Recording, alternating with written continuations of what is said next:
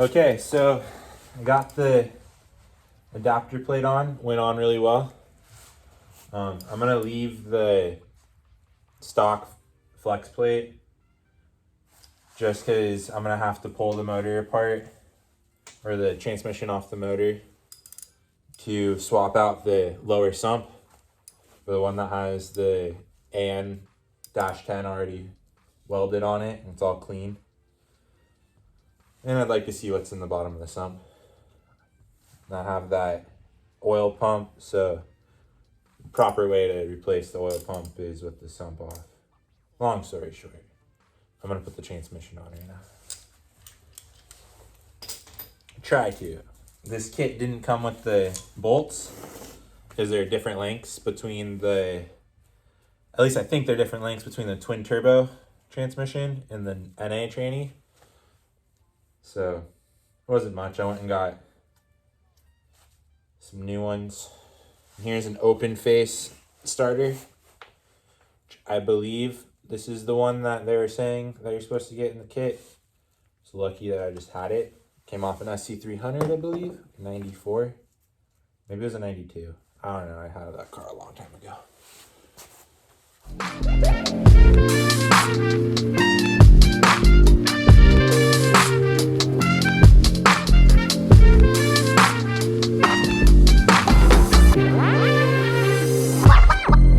So I got all the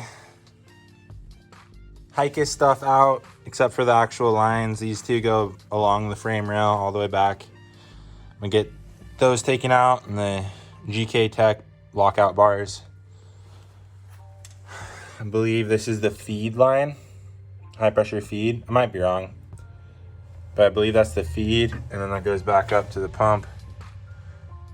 So I'm just gonna have to figure out how to get like an AN banjo fitting. Motor is bolted to the transmission, just like on the website. It's got 4 bolts. The bell housing or the adapter plate has like 6 or 7, and then the starter, you need the open face early style starter, and it has 2 studs that come out that you have to thread into the adapter plate. And then you have the option to drill out this guy, which you need to like cut this rib. You can drill out this guy, and I believe it's threaded behind that. And there's a couple on the other side. And then I need to make a plate to block this off. And I might just, I don't know if you can see that, but there's a gap right here. You see how I can stick my finger in there?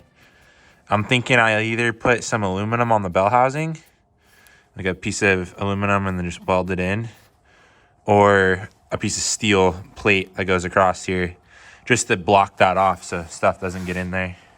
It's not a big deal, but just something I think I'm gonna do.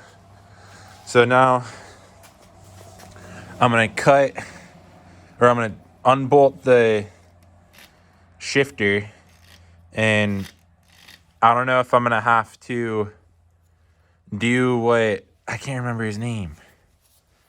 Oh geez, I'll have to look it up and like put it in the description. But he has a Z32 trans, something Mike, badass SC300, the T51R modded Borg Warner turbo. It's sick. But he drilled a hole in this and then mounted a shifter and drilled a hole into the bracket. Very similar to what they do with the RB25 transmission from the factory. It comes out right here instead of back here. But we'll see what I have to do there. I'm not too worried about that. And then in here is Hikis nightmare. So I'm going to have to unbolt all of this stuff and get it out, and then figure out the fittings to come off the rack. I'm gonna have to take all the hard lines out. But yeah, I'm gonna unbolt all this stuff and then see where the motor and transmission land in the bay. I might make a plate and make some mounts tonight. I don't know. I don't know if I've showed these. These are some eBay poly mounts. They have good hardware. There's a sleeve in here. It's a little bit shorter than the actual poly, so when you tighten it down, it compresses. And then I got this, which I have the stock Z32 crossmember bushing, so I might use the stock one. I might use that. I don't know. This was like $50.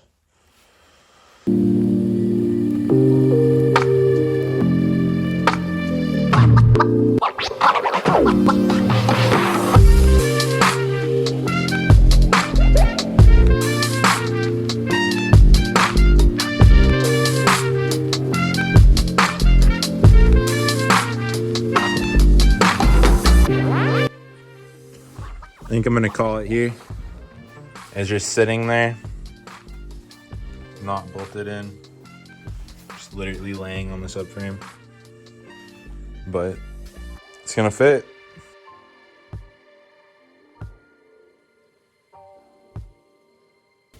I got the mount off both sides of the block, and then I used my angle grinder and just stabbed it on here and scribed it out, because I have like silver Sharpies and black Sharpies, but I'm gonna be using my plasma cutter, and as you get close to the beat or the point where you want to cut it, it disappears because it like burns off if you use Sharpie. So I just use a cutoff wheel and etch it in. And then once these are cut, I'm gonna mark out the bolt holes and take them over to the mill, and yeah.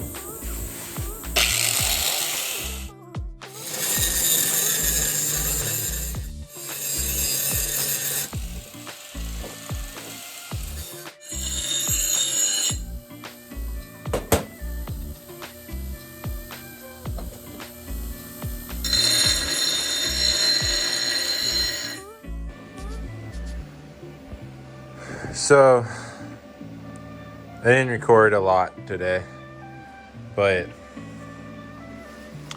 I'm working on these mounts. If you look, I welded the bolt to the inside, and then there's already flash rusting from me quenching it, but there's a nut in there, and then this is the plate. This is like a hole saw drill out. And then this has been notched, so I just need to finish weld these on both sides. This is a little close to the oil filter housing, so I'm just gonna notch that with the grinder. But yeah, I'm gonna rip these off, finish weld them, put the motor back in, and then make the trans cross member, and I'll be able to get the measurement to the driveline guys. Okay, this took a lot longer than I anticipated. I also had to run around and grab bolts, and it just a bit slower going than I would like, but I'm learning how to TIG weld. So the welds aren't the best, but they're strong. They're not pretty. I'm getting there.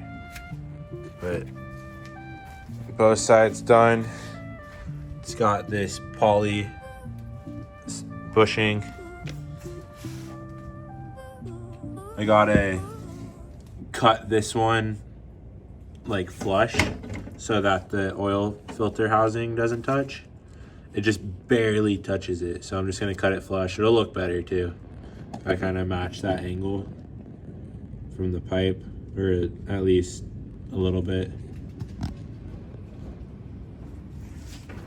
And then after having it sitting here, I only have the 2 front engine mounts done. They're fully welded, so it's just hanging. So I need to make the transmission cross member, but that's a challenge for another day.